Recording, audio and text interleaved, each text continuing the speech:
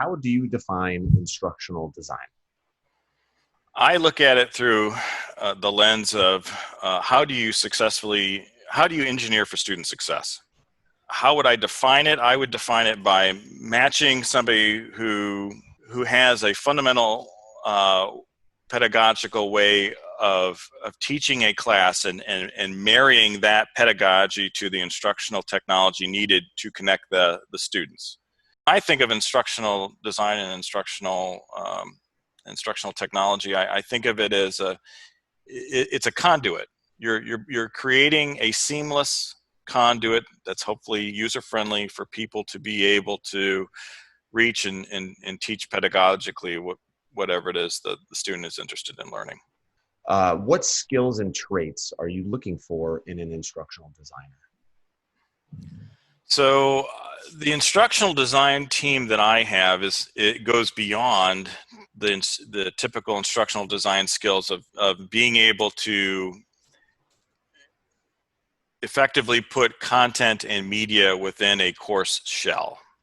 So an instructional designer needs to know a little bit about media and digital digital equity and a number of different things in order to be able to design a good course. But beyond that, what I am looking for is people that not only possess those skills, but also can think creatively out of the box on how do we engineer that now for, instead of 30 students, how do we engineer that for 30,000 students? And that's effectively what the OLAT team, Online Learning Academic Technology team at Tri-C, is doing. Is we are looking at how do we put effective instructional technology and instructional technology tools into the hands of thousands of people, both faculty and students. What specific learning theories, whether it's ADDIE, backward design, or another, do you think an instructional designer should know? I've always adhered to the ADDIE model. It just seems, that's what I was taught. And it seems the simplest to follow. And it seems to be the easiest way to create instructional content around. What makes one instructional designer stick out from others? To look at things outside of the box, to think of new and creative ways to be able to teach. And whether it could be a simple little widget that you put in your Blackboard Learn environment, which turns things upside down and gives people a whole lot more ability to be able to teach a piece of content or a specific tool or whatever, or just thinking. The ability to think creatively is probably the number one thing that I really kind of try to instill in people, not to think in how it's always been done. If you exclude the LMS, what would you say, like the top 3 tools that every instructional designer should have in their toolbox? If you're looking at it from an instructional technology standpoint, just creating something within a course, to me, I go back to my days and my media days and say, well, something as simple as iMovie or Photoshop, knowing a little bit about, doing additional outside of the box web creation with maybe Adobe Spark or something like that. Those to me are the really kind of cool tools that you can utilize, and that go beyond just normal, Microsoft Office and PowerPoint and those kinds of things. Is there something that you want to see in a resume, portfolio, or a website for a potential candidate?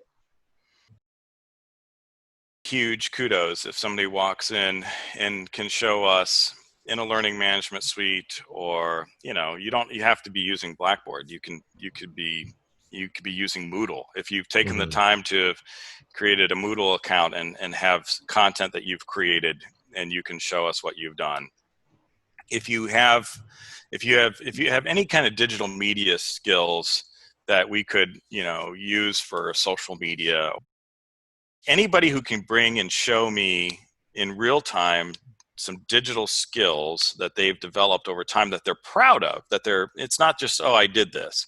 It's that they're proud of what they did and why they're excited about how they were able to be creative in this way. That transcends, just about anything. You can have somebody who maybe isn't the best communicator, but has great digital media skills, and is excited about that. That's going to outweigh somebody who just comes in and is a great salesman, but really has kind of phoned it in their whole career and just done what was told of them. And so I guess I look for that.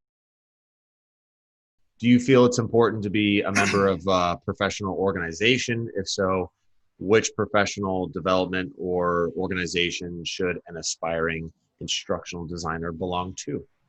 Well, so I'm going to go down the tech nerd side of that house, and I'm going to say, EDUCAUSE was something that I've been involved with EDUCAUSE, I think, since 2003. So EDUCAUSE is one of the ones that I've used and have participated in quite a bit.